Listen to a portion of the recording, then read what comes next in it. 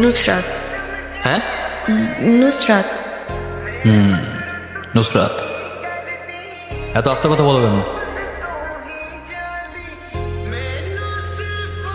যাই হোক, ভুল বুঝো না, সেদিনকার মারামারির জন্য ফিনিক্সের লোকজন এই এলাকায় ট্রাক্সের ব্যবসা করতে আসছিল, তাই বাধা দিছিলাম।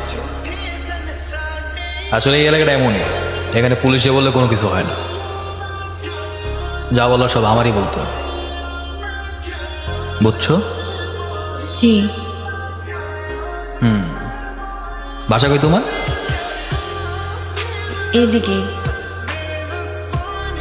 ঠিক আছে, যাও তাইলে। এরপর যদি কোনো সমস্যা হয় জানাবা।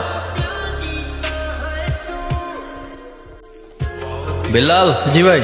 ওর লেগে একটা অটোর ব্যবস্থা কর। অটো, মামা এদিকে আসো। ভাবি যান যান।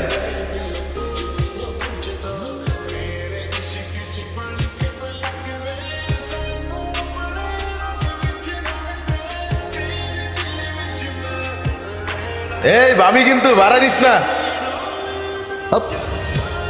ফাইজলামি করোস?